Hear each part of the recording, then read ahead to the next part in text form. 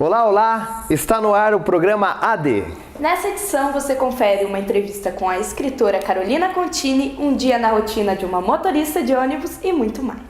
Venha com a gente, se liga nas imagens, o AD está no ar.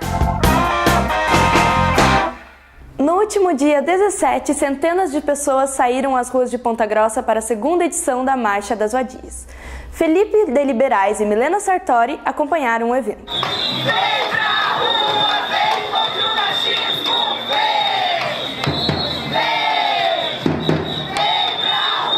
A Marcha das Vadias é um protesto que visa combater a violência e o preconceito contra as mulheres.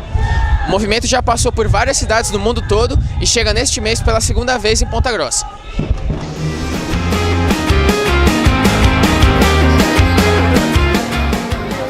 Bom, a origem foi no Canadá em 2011, estava acontecendo uma onda de estupros na Universidade de Toronto e aí eles chamaram um policial para dar uma oficina, né, sobre segurança no campus e o policial falou a pérola que as mulheres não seriam estupradas se elas não se vestissem como vadias.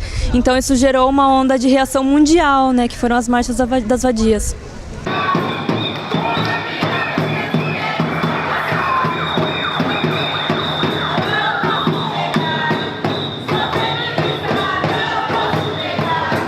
A ideia da Marcha das Vadias é expor para a população, né, a questão do machismo, que é uma coisa muito forte ainda na nossa sociedade, né? O machismo ele interfere diretamente no corpo da mulher, na decisão da mulher.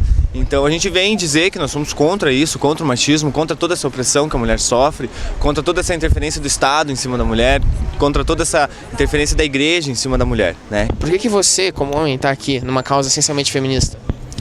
Eu vim totalmente pela causa, sabe? Para apoiar tanto o movimento feminista, para lutar contra o machismo, qualquer tipo de violência, que seja ela doméstica, social, qualquer tipo de preconceito contra trans, gays, principalmente contra as mulheres, né?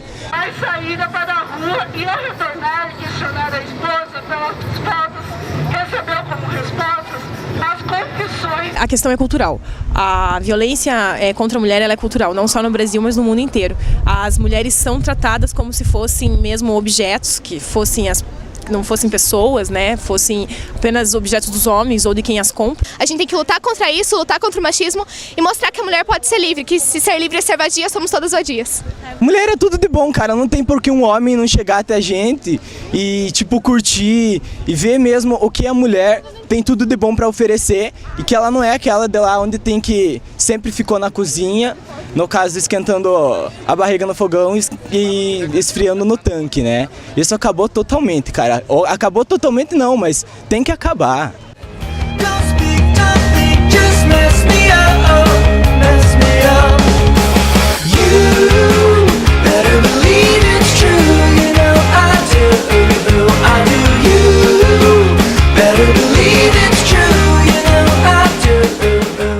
Adriane, me responda, você acha que mulher é boa no volante?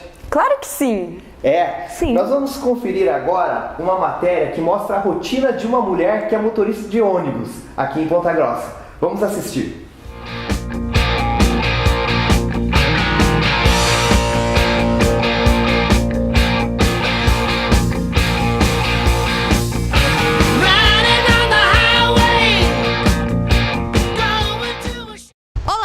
Nesta matéria, vamos descobrir como uma mulher encara ser motorista de ônibus, quais são seus desafios, quais são suas aventuras e muito mais. Vamos conferir?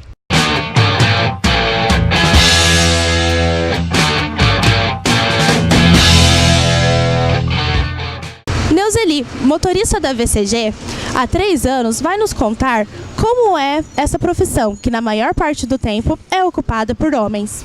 Neuzeli, como que surgiu você ser motorista? Eu entrei como trocadora, né? Há 5 anos e meio. Não era a minha intenção ser motorista, mas daí eles começaram a fazer escolinha, daí uma colega minha que começou primeiro. Outra amiga minha que me incentivou bastante, porque eu tinha carteira já fazia tempo, carteira B, né? E daí era mais fácil para trocar, né? Daí ela, de tanto ela falar, me deu vontade. E os desafios? Como que eu dirigi um ônibus tão grande como esse? Muito difícil? Não, não é muito difícil. Se a gente gosta, a gente vai e é gostoso, sabe? Daí a gente olha assim, nossa, eu dentro de um ônibus desse, assim, mas é gostoso. Claro que tem muitos desafios, né? O trânsito, sem cuidar a rua, os outros carros, os pedestres, tudo. Não é muito fácil, mas é gostoso. Quando a gente gosta, vale a pena. E preconceito? Alguém já entrou por essa porta, olhou pra você, ai meu Deus, é uma mulher, entro ou não entro? O que eu faço? Já tem bastante gente que entra e diz, nossa, uma mulher. Teve um caso assim, lá quando eu estava fazendo Santa Paula à noite. Eu não ouvi, foi o trocador que ouviu e um moço desses que vendem na rua assim, brinco, sabe? Ele entrou e daí ficou tentando nossa, uma moça, parabéns. Mas disse que o rapaz atrás, quando viu, uma motorista falou, é uma mulher?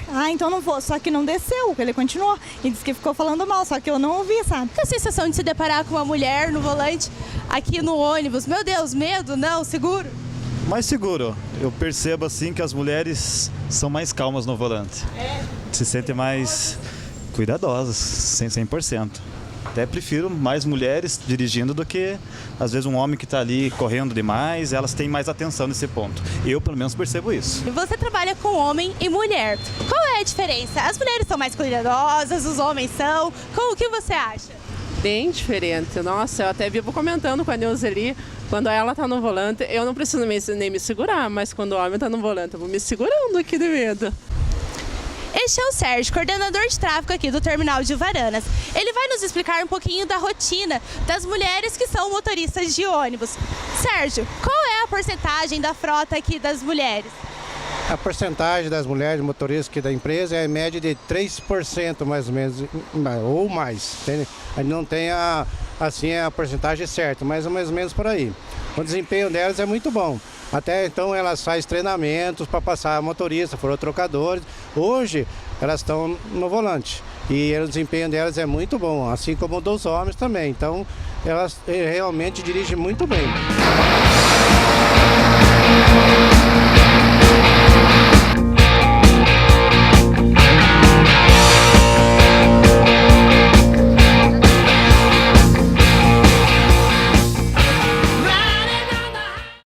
O Adi vai para um rápido intervalo. Voltamos já? Agora no programa AD, a matéria com Lúcio Gregori, aqui na UEPG. Lúcio, como funciona a tarifa zero? Funciona que nem a saúde zero, né? O SUS, como coleta de lixo, né? Iluminação pública, são formas de serviços públicos em que você, na verdade, não paga no ato da utilização, mas ele é pago pelo conjunto dos impostos e taxas da sociedade. Fazer isso com o transporte coletivo se chama tarifa zero. Lúcio, a tarifa zero funciona no Brasil? Olha, muito pouco. Em poucas cidades brasileiras você tem, né? Você tem Agudos, no estado de São Paulo, Porto Real, no Rio de Janeiro. Você tem Muzambique, em Minas Gerais. Você tem Ivaiporã, no Paraná. São cidades relativamente pequenas. Agora vai começar em Paulínia, cidade de 90 mil habitantes em São Paulo. São experiências localizadas que nem tem esse nome de tarifa zero, que é um nome de fantasia de uma proposta que aconteceu lá atrás, em 1990. Karina Chichanowski entrevistou a escritora pontagrossense Carolina Contini. E no papo, elas conversaram sobre os desafios de sua carreira e o primeiro livro dela, O Ciclo do Dragão. Nós estamos aqui hoje com a Carolina Contini. Ela acaba de lançar o primeiro livro dela aqui em Ponta Grossa, que é O Ciclo do Dragão. A Carolina se formou em História aqui na UEPG e agora ela vai contar pra gente um pouquinho sobre como foi poder escrever esse livro, publicar, o lançamento e tudo mais. Olá, Carolina, tudo bom? Tudo bom. Carolina, quando que começou, quando foi seu despertar para poder escrever? Como começou essa sua inspiração e tudo mais? Foi mais ou menos quando eu entrei na universidade. Eu estava com mais ou menos 18 anos e eu comecei a ler mais e tal. E quando você entra na universidade, você começa a ter novas experiências de pesquisa, conversar com pessoas novas e tal. Foi tudo inspiração das outras leituras que eu estava começando a fazer. Leituras mais... não é difíceis, leituras mais avançadas, né, que eu estava começando a fazer por causa da universidade. Quem são os seus principais autores, os que te inspiraram, assim? Olha, eu gosto bastante do agora, que está lançando agora, que eu estou lendo agora, é o George Martin. Eu gosto também do Rick Riordan, que também tem um pouco do Rick Riordan no ciclo, porque toda aquela coisa de aventura e tal, que eu acho bastante interessante. Tem também a J.K. Rowling, que foi aquela que abriu a questão da fantasia para a literatura. E deixa eu ver o que mais. Eu gosto bastante do Neil Gaiman também, que ele escreveu Coraline e também é autor do Sandman.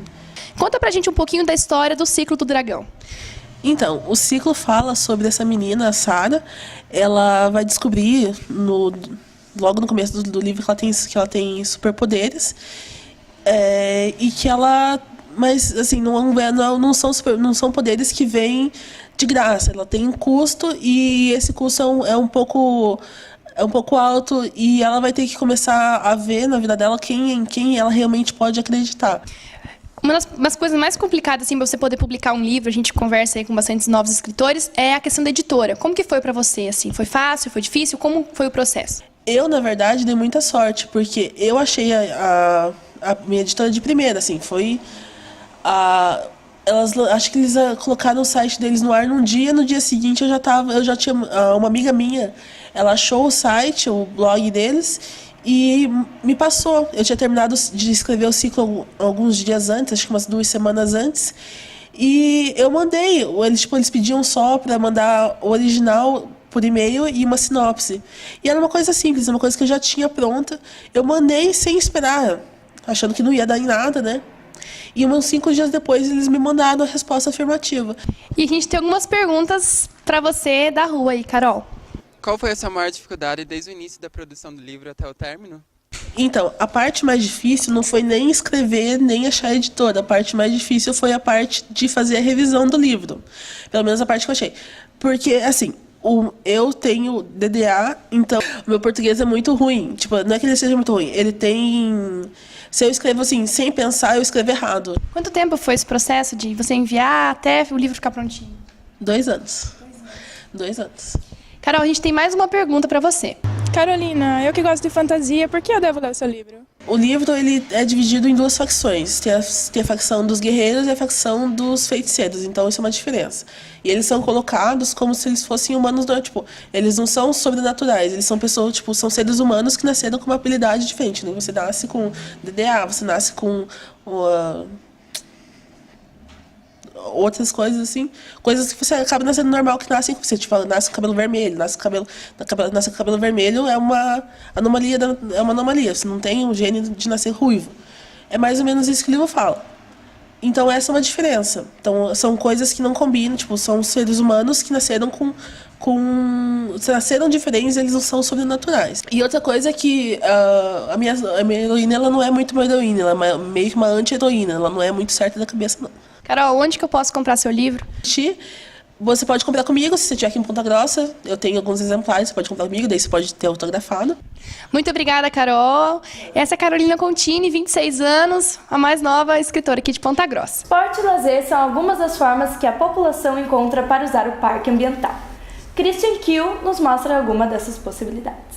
O Parque Ambiental Governador Manuel Ribas foi inaugurado no dia 14 de dezembro de 1996. Localizado no centro da cidade de Ponta Grossa, próximo ao terminal central e da estação Saudade, o complexo ambiental tem aproximadamente 60 mil metros quadrados. Suas atrações foram planejadas para atender a todas as faixas etárias, porém, o público jovem é o que mais aproveita do espaço do parque, principalmente a pista de skate. Traz na pista de skate do Parque Ambiental, aqui no centro, ao invés de frequentar as pistas de skate nos bairros de Ponta Grossa.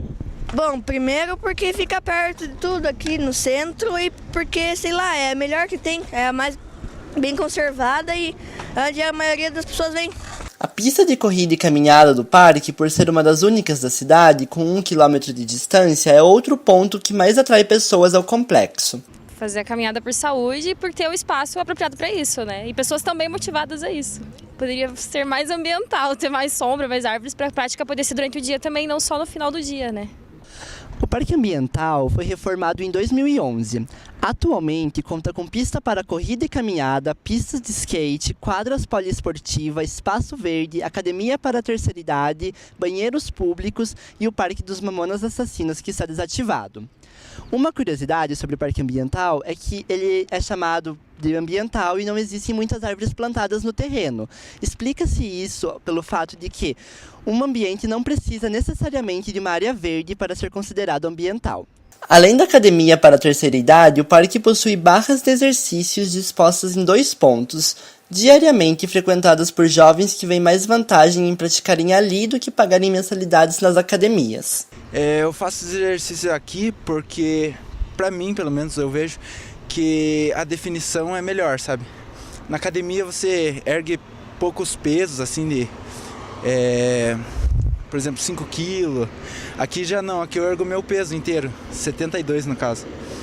E como eu sou modelo, exige bastante que eu tenha um corpo bem definido. Então eu venho todo dia aqui fazer exercício e o resultado que deu é esse. Adriane, você sabia que existe o Dia da Ressaca? Eu não sabia, né? Pois é, essa data é só um exemplo, mas há várias outras que a gente nem sabe que existem, como o Dia da Logosofia. Georgia Prestes e Luísa Stemler nos mostram outras datas comemorativas diferentes do nosso calendário.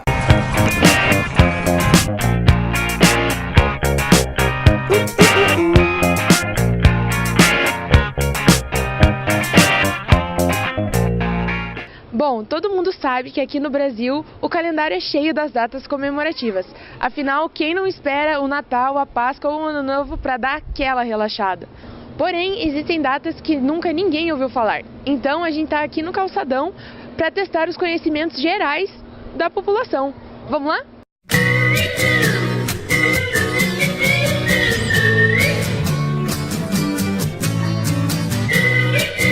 Paçoca, você aceita o nosso desafio? Um pouquinho. Então, vocês aceitam o desafio?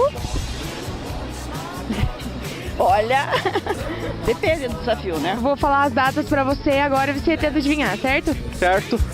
Dia 12 de outubro. Dia das Crianças. Você sabe o que é dia 2 de novembro? Finados. Dia 15 de setembro. Independência? Não? Ah, então eu não sei. E dia 12 de junho. O segundo domingo do mês de agosto. Dia dos Pais. 22 de abril. Ah, mas não sei nada, não sei. Nossa, cara, me pegou agora, não lembro. Não era um negócio lá que tinha um monte de caminhão na rua, eu só não me lembro, não. 7 de setembro. Primeiro, não, 7 de setembro? Nome da rua, 7 de setembro. Tá, vamos saber. Fala, muda. Tá há quanto tempo aqui na rua 7 de setembro? Tá há 7 anos. E você sabe o que aconteceu no dia 7 de setembro? A independência do Brasil. Luana, você sabe que aqui é a rua Tiradentes, certo? Certo. Você sabe qual é o dia do Tiradentes? Não. Que essas datas são importantes, a gente não pode negar. Mas você já parou para se perguntar como é que essas datas entram para o calendário nacional? Descubra agora como é o processo de oficialização. Elas são oficializadas pelo presidente da República através de um decreto-lei ou de uma lei que as torne oficial para o Brasil inteiro. Nós temos a Lei 12.345, que faz esse processo de oficialização, ele ter todo um rigor técnico, né? Ele passa pelo Legislativo e daí ele é decretado pelo presidente, através do Poder Executivo.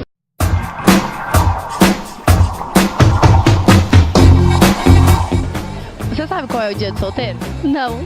E você? Não tenho nem ideia.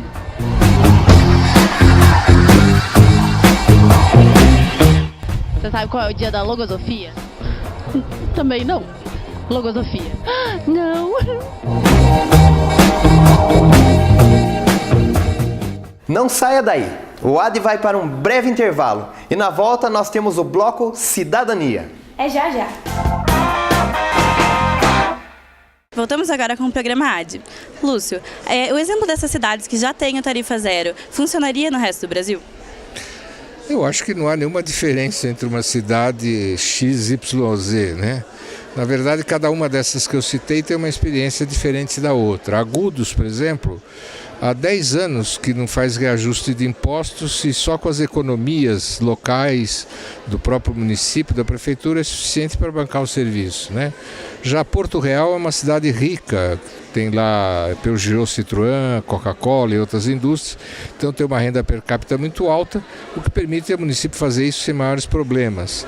Então cada cidade é uma experiência, existem outras cidades do mundo, cada uma delas também fazendo isso à sua maneira.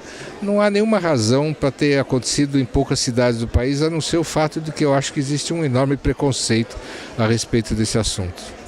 Muito obrigada, Lúcio. Continue agora com o programa AD. O Debate Cidadania deste mês trata da cobertura midiática das manifestações em junho no Brasil. Confira agora. Oi pessoal, começa agora mais um bloco de cidadania aqui no programa AD e o debate da vez é a questão da cobertura midiática nas manifestações. Quero agradecer aos nossos convidados, aos professores Felipe Araújo e o Carlos Souza, obrigado. Eles são professores aqui da Universidade Estadual de Ponta Grossa. E também aos alunos de jornalismo, Pedro e Roseli. Obrigado pela presença de vocês. Bem, para vocês entenderem um pouquinho sobre essa questão de manifestações e etc., as manifestações ganharam forças a partir de meados de junho, mais ou menos, com protestos e melhoria na saúde, na política, no transporte, entre outros assuntos. Bem, eu quero saber de vocês, profissionais da área, o que vocês acharam da manifestação midiática? Vocês acharam que foi tendenciosa? Qual a opinião de vocês sobre tal assunto?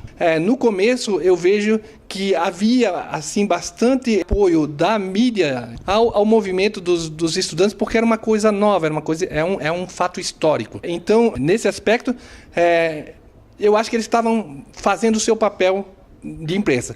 Hoje eu vejo que as manifestações não terminaram no Brasil, ainda existe foco no Rio e em São Paulo, né?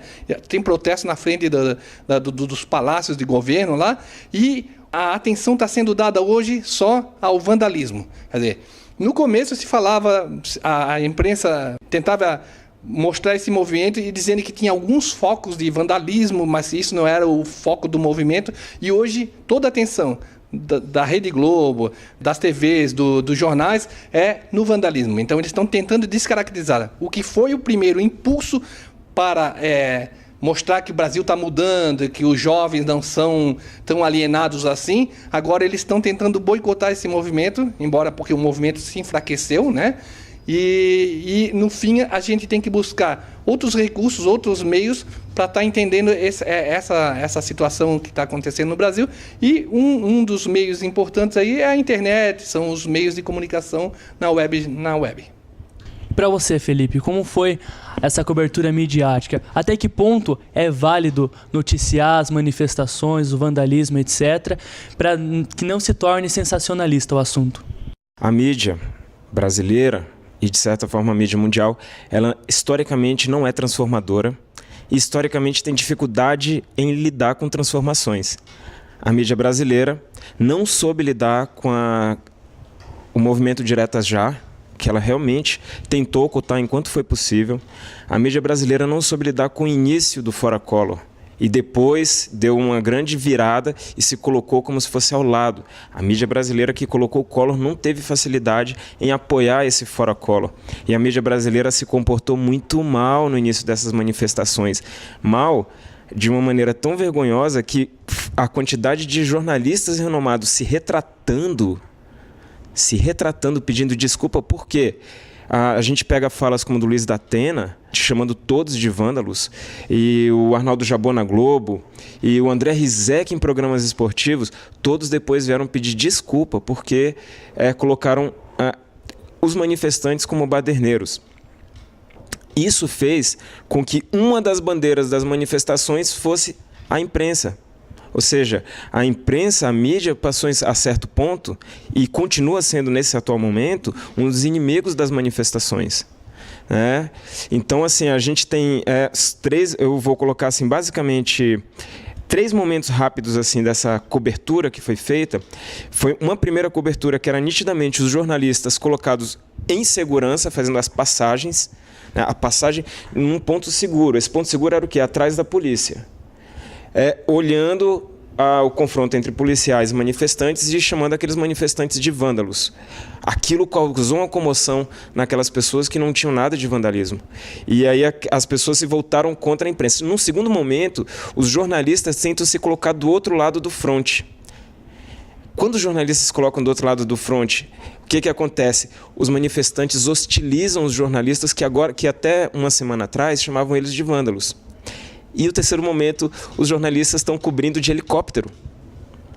Eles não se colocam nem naquela posição segura, nem ao lado dos manifestantes. Eles estão de helicóptero, que é o único lugar seguro. E um ponto crucial, e aí vem o que o professor Carlos falou, a questão da movimentação pela internet, pelas redes sociais, foi a expulsão e quase linchamento do Caco Barcelos, quando ele foi com profissão repórter cobrir a imprensa. E a imprensa, quando viu o Caco Barcelos, a manifestação foi para cima do Caco Barcelos. Né? Uma manifestação que, aí é outro tema, em certos momentos teve vários ares de intolerância, porque a ideia de ver a sociedade tentando se transformar, mas a mídia se mostrar antitransformadora, foi claro no início das manifestações. Professor, como você auxilia seus alunos na hora deles irem fazer uma cobertura de manifestação? Bom, a disciplina que eu dou aqui na UEPG é fotojornalismo, né? E a gente pauta muito a cobertura fotojornalística na cidade a partir do movimento, das ações das pessoas, né? Não existe imparcialidade no jornalismo, e o jornalismo é um serviço público. E por ser um serviço público, ele tem que se pautar pela maioria, ele tem que estar na defesa da maioria. É difícil fazer uma manifestação pacífica que tenha uma repercussão. Esses exageros no movimento é que acaba mostrando, determinando que a coisa não está boa. Por exemplo, as revistas Veja, Isto É e Época, nas 3 capas de junho, colocaram o Brasil como se estivesse vivendo um caos, entendeu? Então, ela, na minha visão, era uma novidade para a imprensa. Eles exploraram isso. Só que depois, claro, eles exploraram porque eles também tinham esse temor de ser anti esse processo de democratização, de lutas na sociedade. Na verdade, enviesou, o movimento enviesou. Na cobertura da grande mídia, houve um enviesamento dessa cobertura, denegrindo o próprio movimento. Quando a gente orienta os alunos, primeiro, questão ética, né? Temos que chamar para a questão ética, que há uma insatisfação. E essa insatisfação talvez tenha sido registrada com mais credibilidade ou com mais fidedignidade, por exemplo, nas redes sociais. Como foi para você cobrir as manifestações aqui em Ponta Grossa, já sabendo que nas grandes metrópoles a imprensa sofreu com a violência mesmo nas ruas? Na primeira manifestação, do dia 18, tinha cerca de 4.000 manifestantes, então tinha muita família, crianças, pessoas idosas, então não tinha nem como você ter qualquer tipo de sentimento negativo. Mas no segundo ato da manifestação Verás que Filho Teu Não Foge à Luta, já foi diferente. Eram mais jovens, era uma noite de chuva, não tinha ninguém da imprensa ainda. Então, nesse momento, eu senti um temor assim, pelo meu equipamento, porque tinha muitos jovens com máscaras e capuz. Então, eu senti assim, mas foi a primeira vez e a única. Para você, Pedro, que pontos, que critérios você usou para fazer a sua cobertura de fotos? Foi tranquilo, tinha muita gente que até esperava menos. Mas momento de tensão foi só com alguns, que mesmo o Felipe falou, que tinha muita intolerância. Era um negócio que nunca tinha acontecido, por exemplo. Mas era um pessoal muito intolerante que estava infiltrado ali, não infiltrado, mas usando bebida alcoólica, coisa do tipo, que foi o único momento que teve de tensão, que eles estavam fazendo baderna, queimando os negócios, a gente tirando foto e eles falando que a gente estava aproveitando da imagem deles, usando... envergonhando eles. Foi o único momento de tensão, mas no resto foi tranquilo. Tanto que a maioria das minhas fotos foi de retrato, que eu consegui chegar bem perto. Tinha toda essa liberdade de você chegava pro cara, só levantava a câmera, o cara sorria e continuava a manifestação, foi bem tranquila. Felipe, até que ponto o jornalista ele tem o poder de representar a realidade? A realidade é uma narrativa, né? A realidade é uma escolha do que eu vou representar como realidade. Essas escolhas fazem com que cada um, inclusive hoje com a possibilidade de redes sociais, possam acessar diversas informações e chegar às suas conclusões, porque o professor Carlos coloca a questão de que o jornalismo tem um compromisso com o público, porém feito por conglomerados privados. Por que centrar as informações da mídia no vandalismo e a quebra de patrimônio privado? E por que não questionar a ação da polícia? Qual é o interesse que esses grupos conglomerados privados, que têm compromisso com o público, mas não questionam a ação da polícia e questionam a ação dos vândalos? O que é vandalismo? O que é mais importante? Prédios ou pessoas? O que é mais daninho para a sociedade e para milhões de brasileiros? Vidros quebrados ou desvio de milhões? E aí é a questão do qual o interesse, qual é o recorte, qual é a narrativa que a imprensa faz. A imprensa faz a sua narrativa de um ponto de vista de conglomerado privado que, se eu não combater o depredamento, vão me depredar. A gente está num processo já de democracia avançada e até hoje a gente não questionar as ações da polícia. Há um interesse que vai interferir no recorte que a mídia faz. Qual seria a cobertura ideal para a grande mídia fazer em um assunto tão importante que movimenta não só jovens, não só famílias, mas como o país todo? E os resultados a gente viu aí nas ruas com milhares de pessoas. Assumir o compromisso com o público e levar esse compromisso a sério. Bem, esse papo, no bom ditado popular, dá pano para manga, né? Mas o nosso tempo está acabando, o debate do AD vai ficando por aqui. Eu quero agradecer aos professores, aos alunos que vieram aqui aceitar o nosso convite. E a gente vai ficando por aqui. Obrigado pela companhia. Até a próxima. Agradecemos ao Departamento de Educação pelo espaço cedido Laboratório Lúdico Pedagógico LALUP para a gravação do AD desse mês. Essa edição do programa AD chegou ao fim. Mas você pode curtir a nossa página no Facebook e lá deixar a sua curtida, o seu comentário, a sua sugestão. Muito obrigado. Até o próximo programa. Tchau.